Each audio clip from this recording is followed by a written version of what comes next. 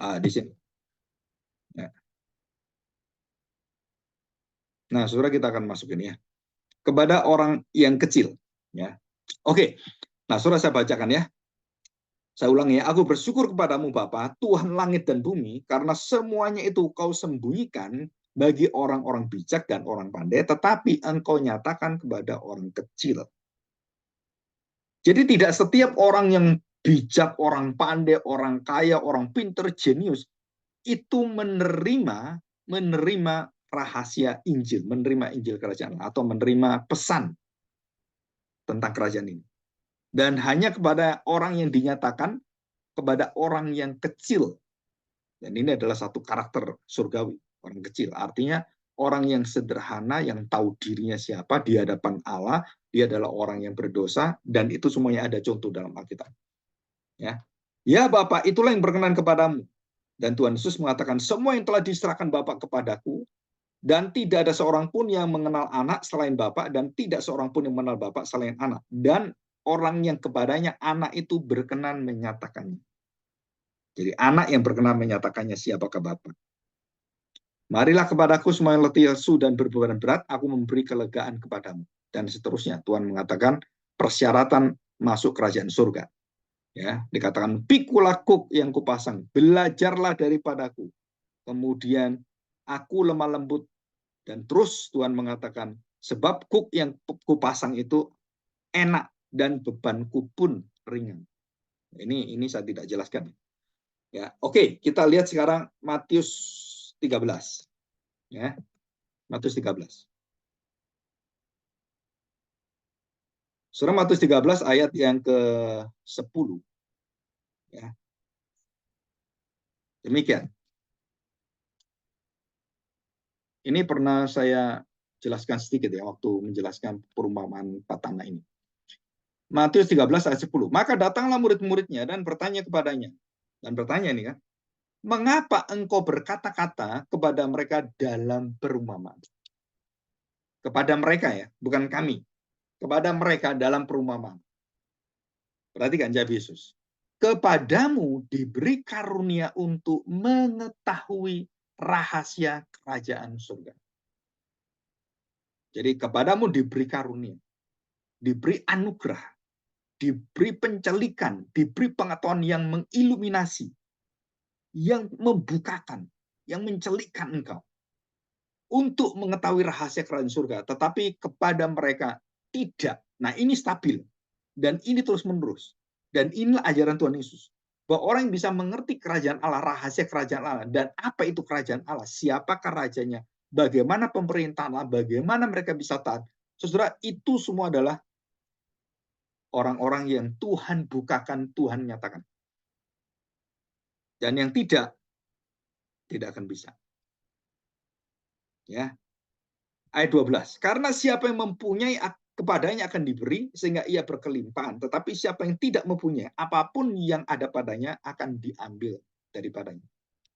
Maksudnya apa, Pak? Tuhan itu memberi pasti sempurna selesai. Kalau enggak, ya enggak. Kalau diberi kamu nggak mau, ya udah diambil semuanya. Dan tidak ada sesuatu yang disisakan.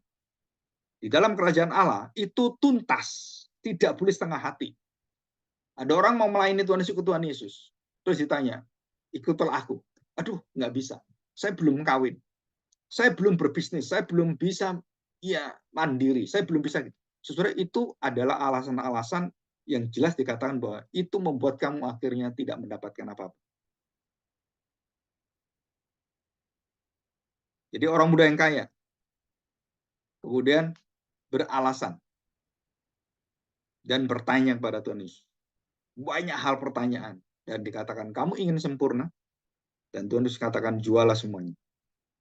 Dan berikan pada fakir miskin, ikutlah aku. Jadi ikutlah aku, datang ikut aku.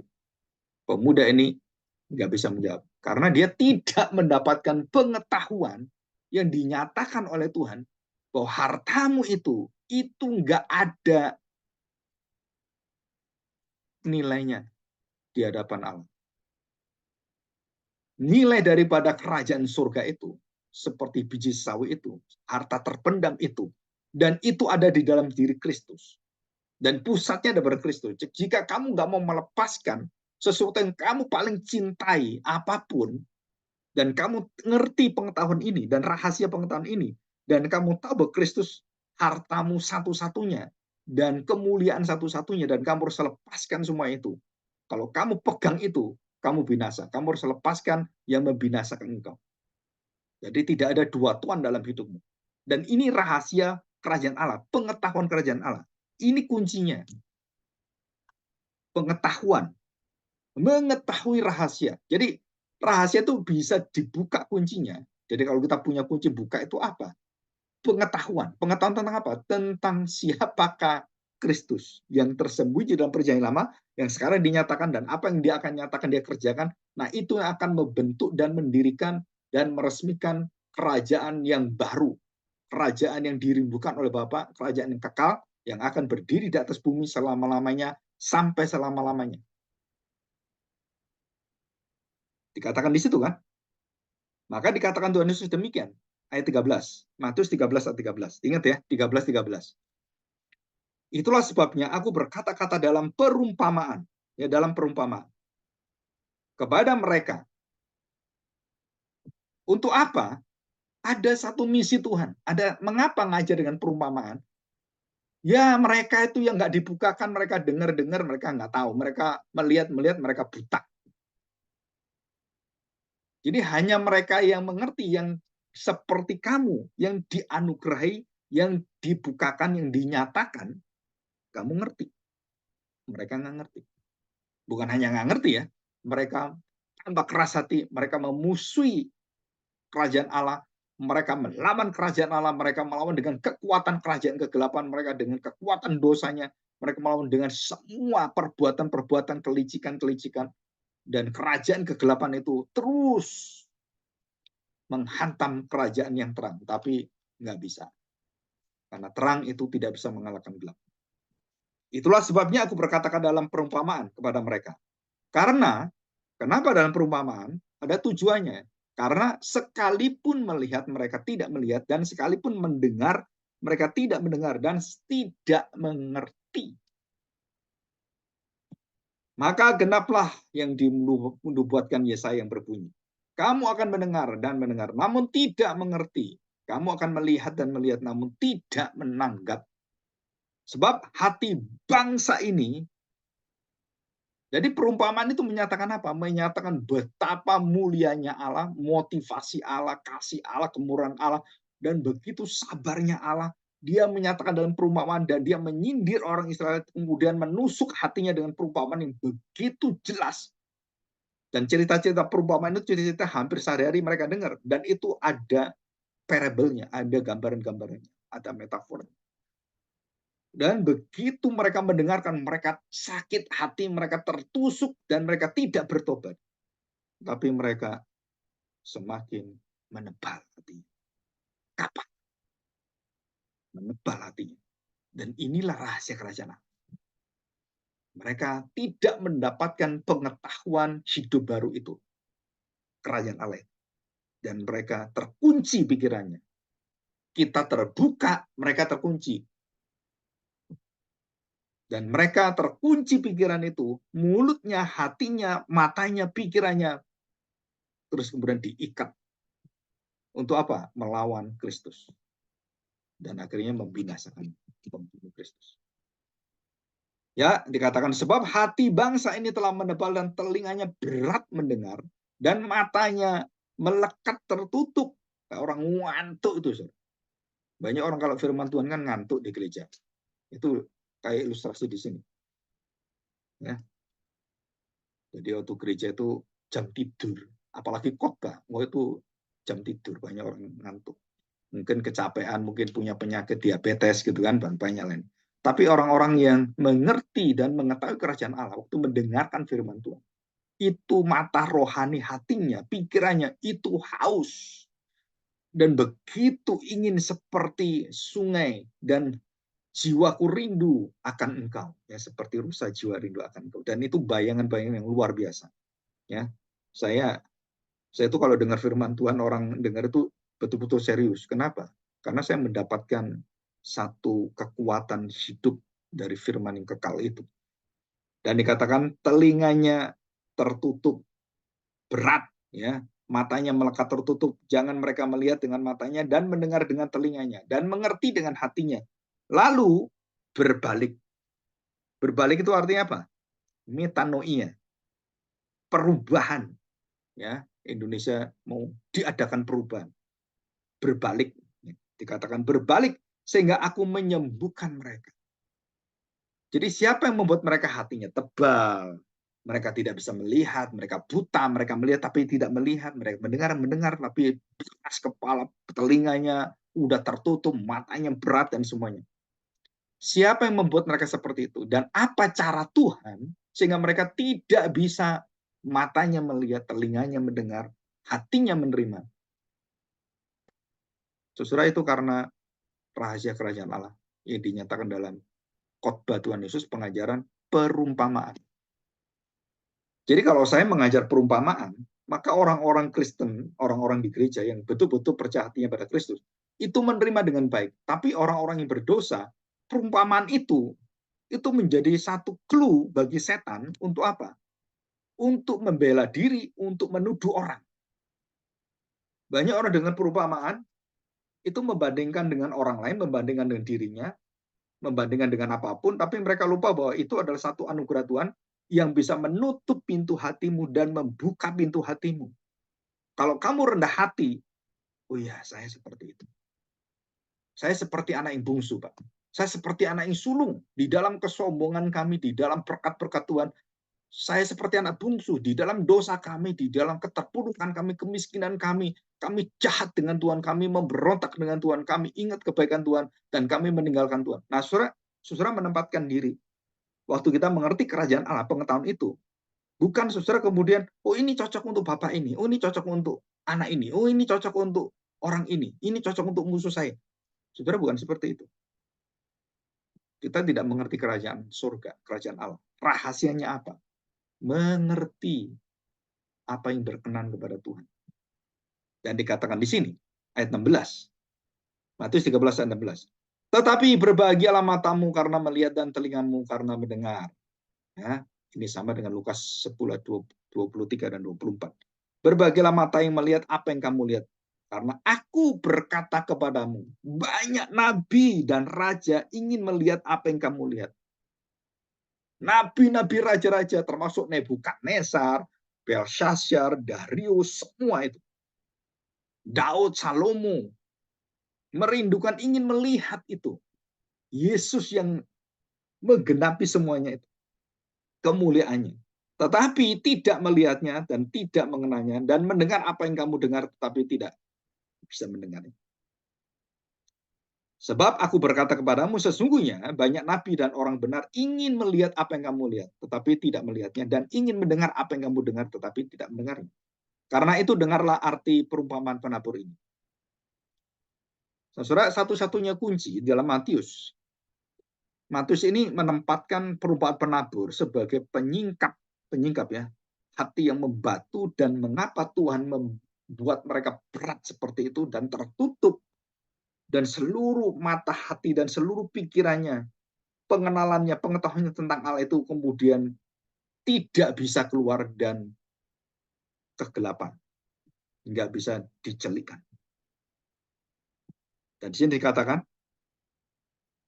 saudara, itu adalah bentuk dari hati. Jadi perkaranya ini adalah Tuhan yang merahasiakan, Tuhan yang tidak membukakan. Jadi Tuhan berdaulat dengan adil dengan hikmatnya karena kamu memberontak terus dan terus memberontak.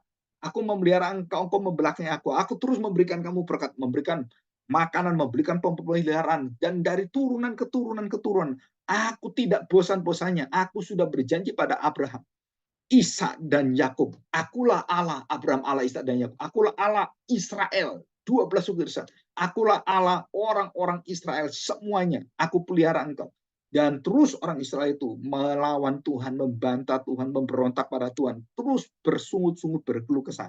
Dan setiap dari zaman satu ke zaman yang dari keturunan ke keturunan, dan tidak ada habis-habisnya mereka melakukan apa yang jahat di mata Tuhan.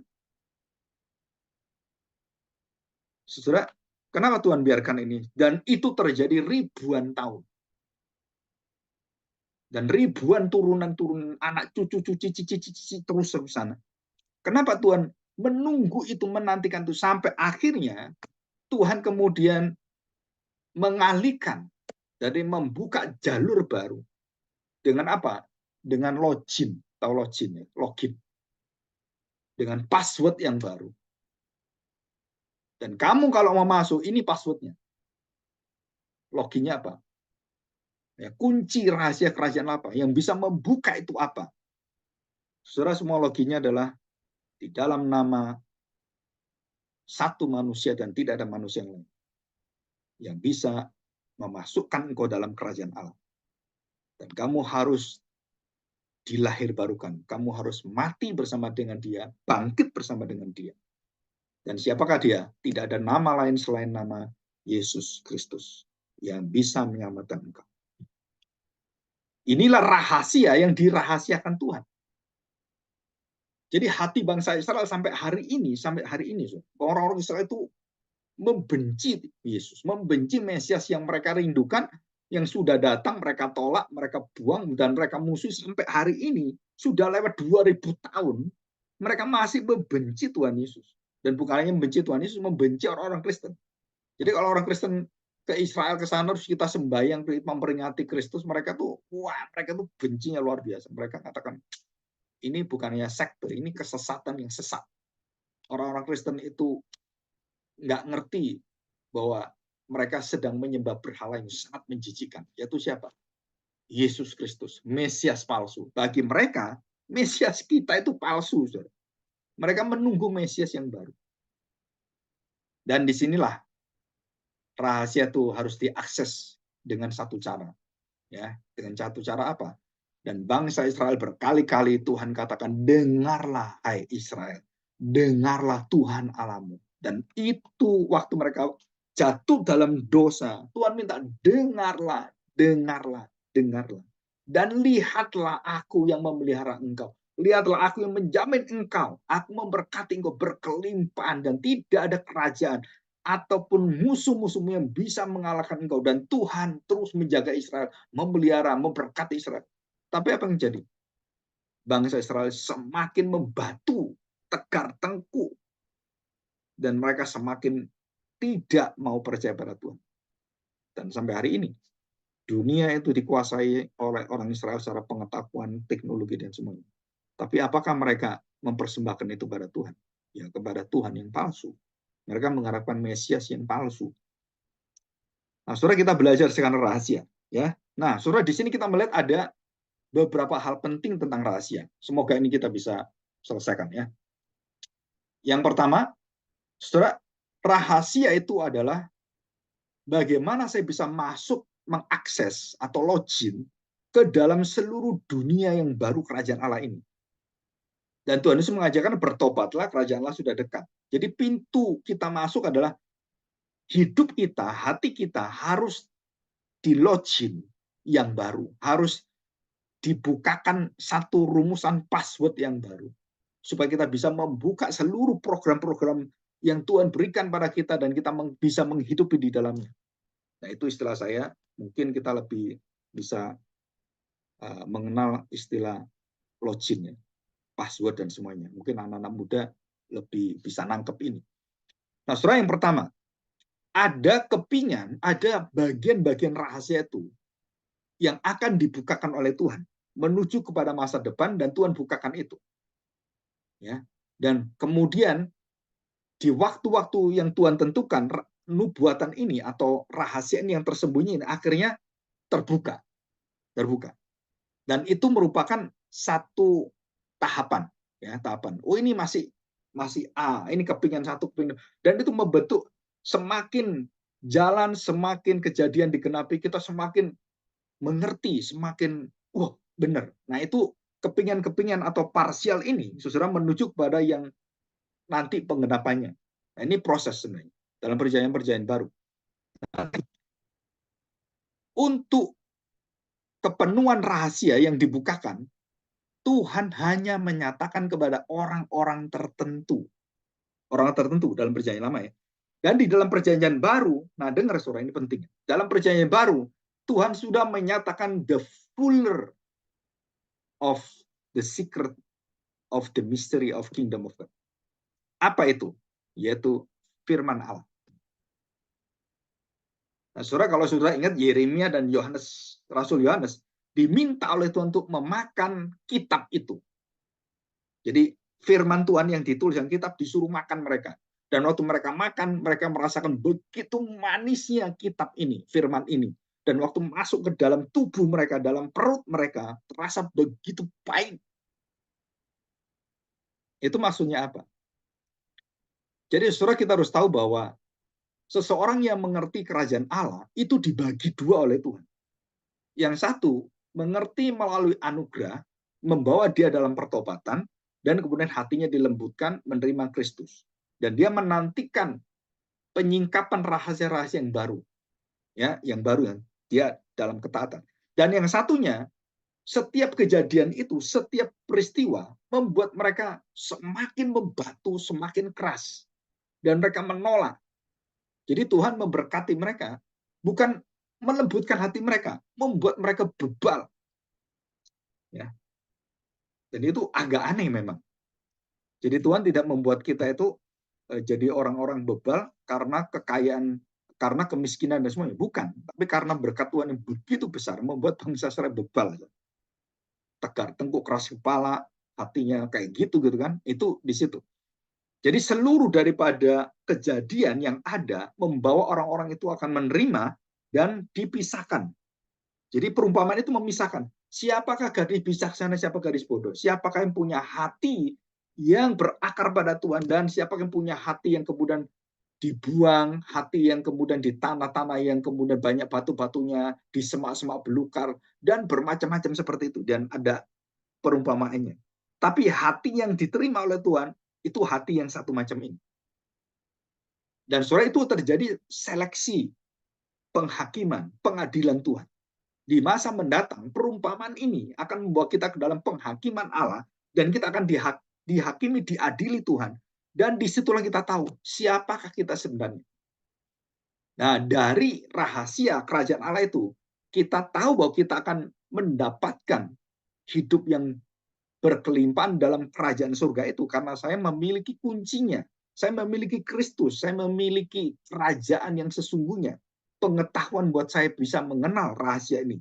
Dan Yesus sendiri yang memberikan anugerah pada saya dan menerima itu. Dan saya memilikinya. Nah, saya baru bisa masuk. Ya. Nah, saudara, yang ketiga sekarang. Ya. Yang ketiga adalah setiap kejadian membawa jejak-jejak janji Tuhan yang semakin utuh dan terwujud di dalam sejarah manusia, dalam sejarah hidup kita. Dan kita semua tahu ini. Jadi bukan hanya orang Israel dituntun oleh Tuhan seperti itu, tapi kita secara pribadi, kenapa saya seperti ini ya? Kenapa saya mengalami ini? Kenapa saya mengalami kebangkrutan? Kenapa saya mengalami kecelakaan seperti ini? Saya mengalami dan banyak hal.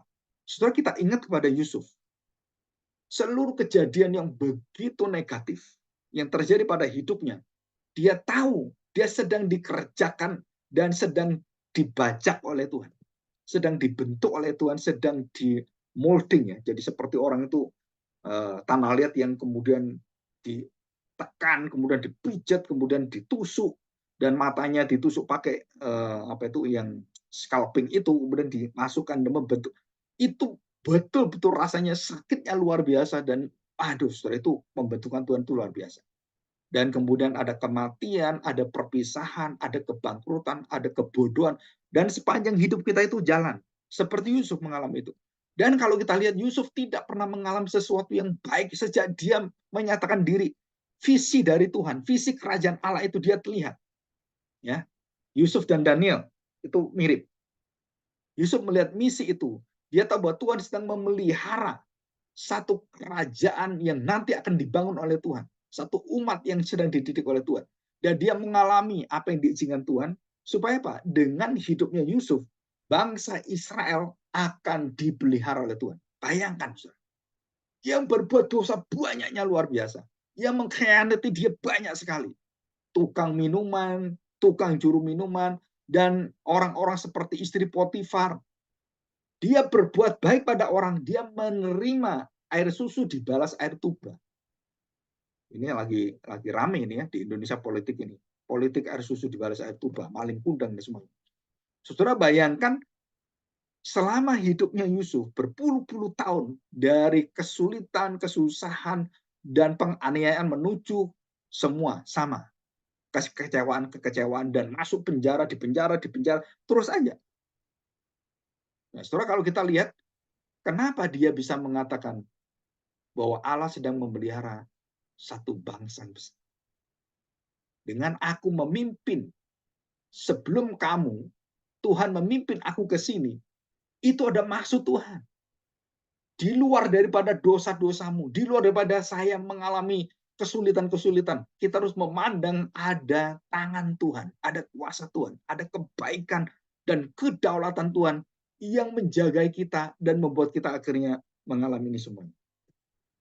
Nah, saudara, itulah kerajaan Allah. Itulah rahasia kita mengenal kerajaan Allah.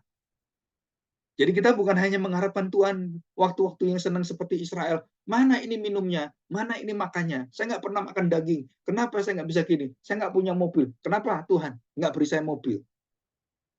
Banyak orang doa seperti itu. Kerjaan saya bangkrut, Tuhan kasih kerjaan saya yang kemudian bisa pulihkan, kemudian bisa 10 kali lebih kaya saya. Nah, saudara, ini seperti bangsa Israel. Dan bisa juga Tuhan kemudian menjadikan kita orang yang dipulihkan seperti Ayub.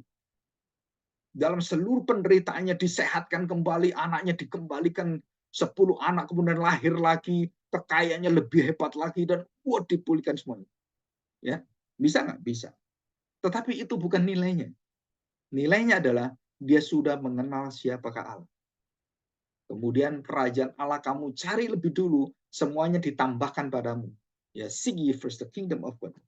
Semua all things will be given to you. Jadi semua yang Tuhan berikan pada kita, saudara, itu adalah tanda petik, itu adalah kemurahan Tuhan.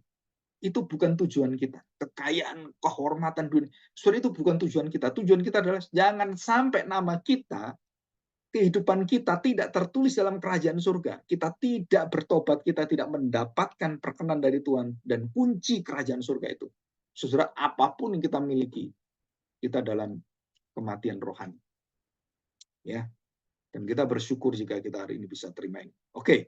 Nah, saudara, yang terakhir ya, yang terakhir. Saudara, ada dua istilah ya, temporer dan permanen. Rahasia kerajaan Allah. Nah, saya ingin menjelaskan di sini. Saudara, temporer artinya apa? Bahwa itu sementara waktu, orang-orang nggak tahu. Dan kemudian diberitahu. Daniel kemudian memberitahu Nebukadnezar. Daniel memberitahu kepada Belshazzar. Mini tekel ufarsin. Dan Daniel menjelaskan mimpi Nebukadnezar yang tidak diceritakan, yang tentang patung yang besar itu, kepalanya dari emas, dadanya dari silver perak, kemudian perutnya dari tembaga, dan kemudian dari besi, dan kemudian bawahnya dari kayu, dan campuran semuanya. Surah itu diceritakan dan diberitakan oleh Daniel. Kamu nggak usah cerita saya, cerita mimpimu aku ceritakan, dan dia ceritakan semuanya. Dan apa artinya dan apa yang terjadi. Dan saudara perhatikan, Injil kerajaan Allah waktu diberitakan, bertobatlah, kerajaan Allah sudah datang. Dan waktu kita diberitahu oleh Tuhan, rahasia ini diberitahu hidup kita, dan kemudian kita menerima rahasia itu, saudara, kita mendapatkan seleksi. Saya gadis bijaksana atau bodoh? Saya gandum atau ilalang? Saya kambing atau domba? Saya serigala berbulu domba atau saya anak-anak lembu yang sungguh-sungguh mencintai dan dicintai oleh Tuhan? Nah, saudara, ini semua akan dibuktikan semuanya. Dan waktu kita masuk dan waktu orang-orang itu menerima semua kekuatan dan juga apa yang Tuhan nyatakan pada kita, saudara, itu langsung kita mendapatkan dua pemisahan, dua seleksi, dua penghakiman Tuhan menuju jalan yang sempit atau jalan yang lebar. Saudara, ini semua tidak ada pilihan. Dan semua di dalam perumpamaan kita diperhadapkan kepada saudara satu keadaan, saudara harus memilih keadaan itu, dan saudara tidak bisa berada di dua tempat. Ya, tidak bisa di dua tempat. Saudara harus memilih, betul-betul sadar, dan kemudian saudara betul-betul saudara akan dikeraskan hati oleh Tuhan. Dan Tuhan Yesus mengajar setiap perumpamaan, ada sekitar belasan perumpamaan. Setiap dia mengajar, itu membawa yang mendengarkan Orang-orang mendengarkan diberita oleh Tuhan, murid-muridnya.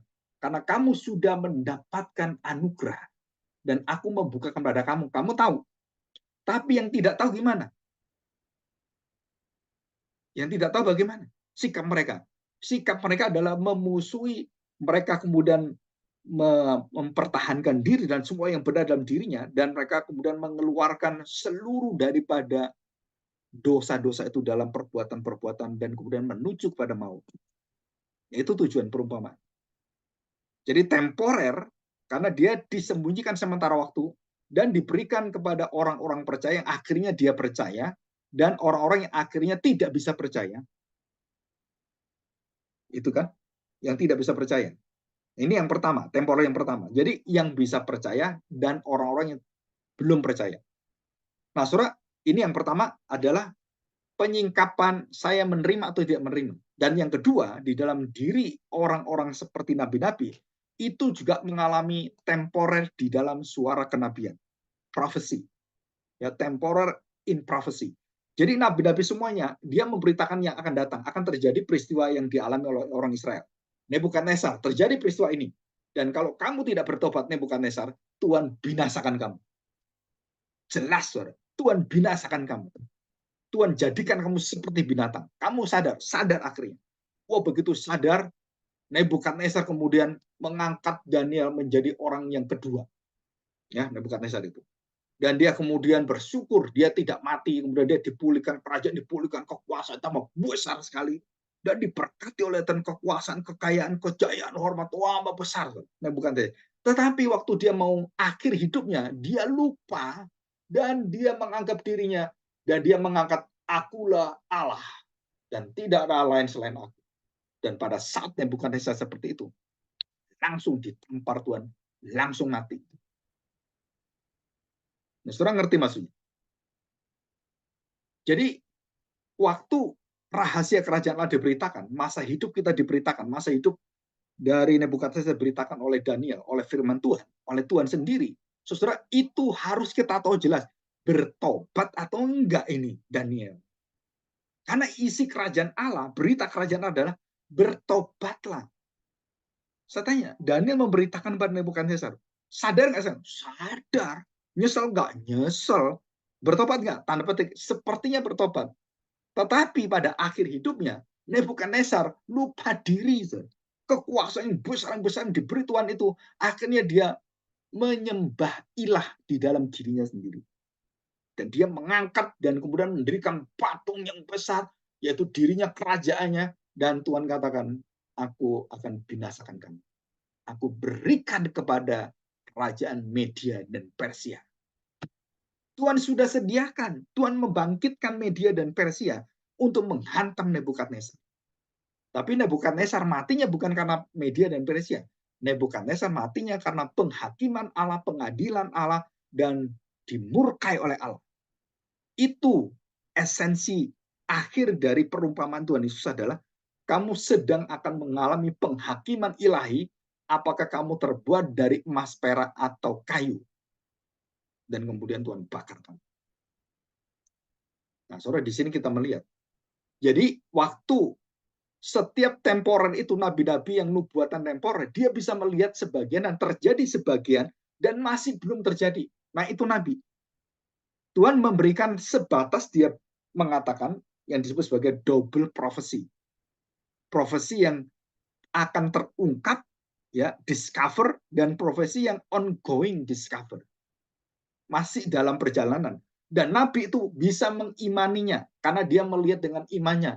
Belum terjadi, imannya tahu jelas. Maka dikatakan Yesaya, Abraham, Musa melihat Kristus. Apa maksudnya ini? Apakah melihat Kristus itu artinya lahirnya Yesus? Enggak.